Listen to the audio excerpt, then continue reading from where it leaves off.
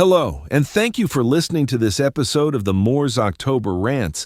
Today's episode is going to be titled, In a World Where Everything's Transactional, What's the Point Anymore?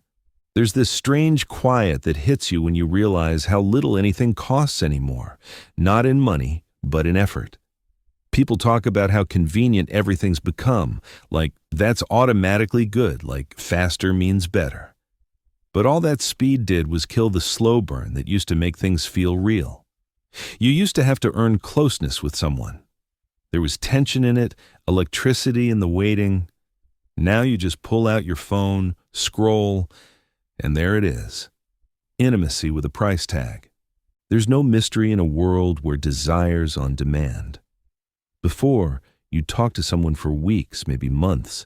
You'd learn their favorite song, what their voice sounded like when they were tired, how they looked when they thought no one was watching. You'd build something invisible and fragile. Now it's just $9.99 and instant access. We turned affection into a subscription plan. And I don't even blame the people selling it.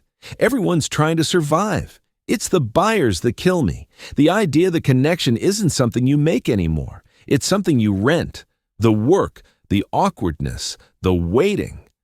All of it replaced by a credit card charge. You can see everything, but you don't know anyone. It's the same in everything else. You don't unlock the character anymore. You buy the DLC. No grinding, no late nights trying to beat the level. Just purchase and play. And it's fine, I guess. The game still runs, but you didn't earn it. It doesn't feel like yours. We've turned our whole existence into a storefront. Friendship, validation, attention. It's all for sale. You can buy followers, buy views, buy someone pretending to care for a few seconds. But you can't buy what those things used to mean. We traded meaning for efficiency. The irony is that people are lonelier than ever. Surrounded by choice, drowning in access, and still empty. Because you can't shortcut trust, you can't pre-order love, you can't microtransaction your way into being known. It's not just about OnlyFans, it's about everything. Dating apps feel like vending machines for affection. You swipe, you pick, you sample, and you move on. The idea of working through misunderstandings, of slowly building something real, feels old-fashioned. We used to fight for connection. Now we just buy distraction. We scroll instead of speaking. We like instead of listening. The whole idea of intimacy has been flattened into pixels on a screen. It's not even about lust anymore. It's about validation. People want to be seen, and they'll take any version of it, even if it's synthetic. What's wild is that people still ache for something deeper. You can feel it in everyone. This low hum of longing under all the noise. We crave what we've systematically destroyed. When everything's easy, nothing matters. When everything's available, nothing feels worth chasing. We built a world of instant access and wonder why no one stays hungry. The effort was never the obstacle. It was the point, the struggle, the slowness, the uncertainty. Those were the ingredients that made meaning. Without them, it's all just another download. We keep asking why people feel detached, why no one commits, why it all feels hollow.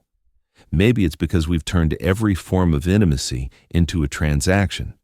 When love becomes commerce, desire becomes boredom. We've mistaken exposure for connection. We think seeing someone's body means we understand them.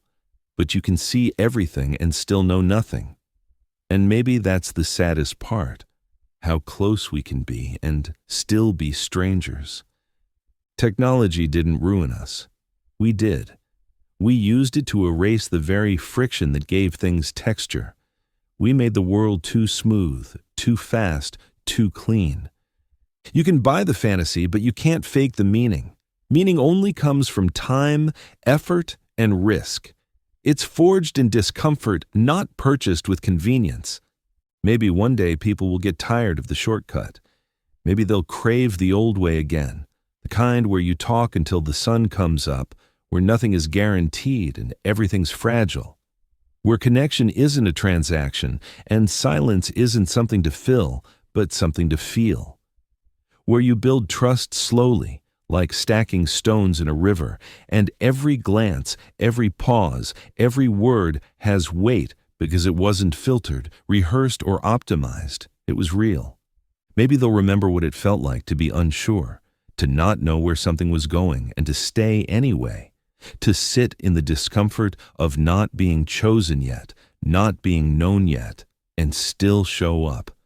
Because that's where the magic used to live, in the waiting, in the wondering, in the work, not in the instant reply or the curated profile, but in the messy, unpredictable rhythm of two people trying to understand each other. But for now, we're stuck in this loop, buying what we should be earning, consuming what we should be cherishing, watching the price of closeness drop until it's practically free and worthless. We trade effort for ease, depth for dopamine, and call it progress. We chase speed, then wonder why everything feels so thin. We collect moments like souvenirs, forgetting that meaning doesn't come from having. It comes from holding, from staying, from choosing something even when it's hard. We've made intimacy convenient, and in doing so, we've made it disposable. We've turned vulnerability into content, affection into currency, and presence into performance. We say we want connection, but we settle for attention. We say we want love, but we settle for validation.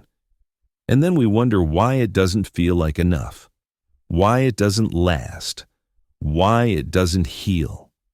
And when it's late, when you're staring at your screen, when the glow starts to hurt your eyes, maybe you'll feel it too. That strange hollowness that comes from having everything you want and still feeling like you've lost something you can't name. That ache that doesn't show up in metrics, but lingers in the quiet. The kind of emptiness that no upgrade can fix, no algorithm can soothe. You scroll, you tap, you refresh, and still, something's missing. You might not know what it is, you might not be able to explain it, but it's there.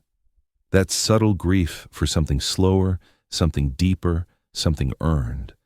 The kind of closeness that doesn't come with a notification, but with time. The kind of love that doesn't arrive fully formed, but grows in the cracks. The kind of meaning that doesn't shout, but whispers. Because deep down, we all know, things only mean something when we have to work for them, when time leaves fingerprints, when effort leaves scars, when the cost of closeness is vulnerability, not convenience. And the world's gotten too cheap to care, too fast to notice, too loud to listen. But maybe, just maybe, the hunger for something real will return. And when it does, we'll remember what it felt like to be human again, not curated, not connected, but truly seen. Not liked, not followed. Seen. Anyways, thank you for listening to this episode of the Moore's October Rants. Signing out. Have a good one, guys. Goodbye for now.